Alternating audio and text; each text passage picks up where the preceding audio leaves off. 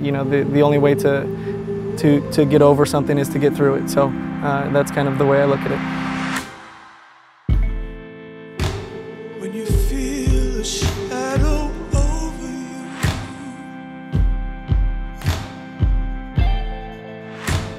and nothing else gets you up. Your grandfather recently passed away. How did you take the news, especially considering that was right before the game in Vancouver? Yeah, listening, you know, to my grandmother tell me the news. You know, it was a tough moment. It was another one of those moments in my life that, you know, really pushed me down. My grandfather, I was very close to. My family is a very small family, so everyone is really close to each other. It was a time, luckily, he hadn't been doing too well in the beginning, so it was one of those things that we were kind of mentally able to prepare for. You know, the harder days were the previous days, FaceTiming him. He died from pancreatic cancer, so seeing what cancer did to him and his body. He was a very strong man throughout his entire life. Even to his last day, he hung on and fought for his life, and you know, he made me really proud and gave me a lot of strength, not just obviously on the field, but in life in general.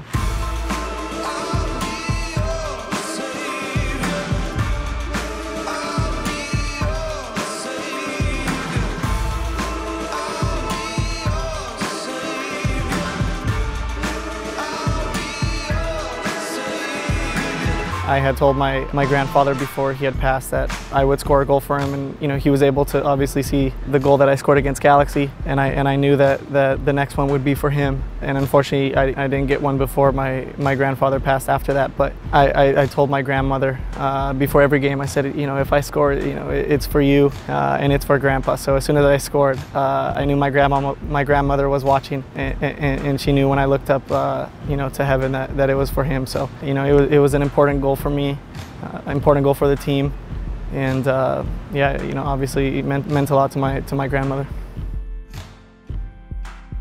My grandfather is really the root of me being a professional.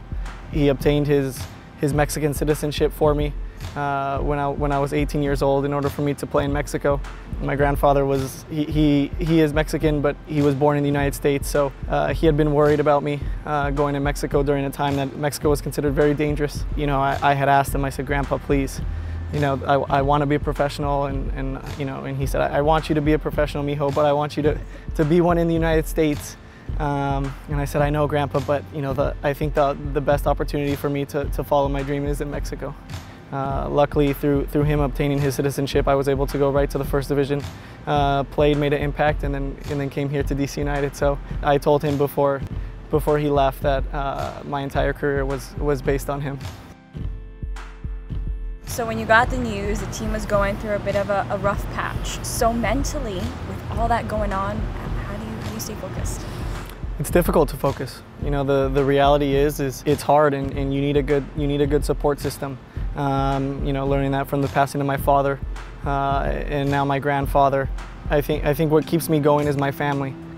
You know, they often need people to be strong for them, and for me to be able to do that is the most important thing. So, you know, staying focused and staying mentally strong. You know, it's difficult behind the scenes, but you know, the way that I see it is that I'm giving my strength to other people, you know, that might need it a little more than me in the moment. You know, that's kind of my focus. That's where I get my drive and my motivation from, are the people that love me and support me and have been around me for my entire life. You're talking about being strength for your family. How are you really being a strength for this team as you guys fight for the playoff spot? We you know, we're a fighting team.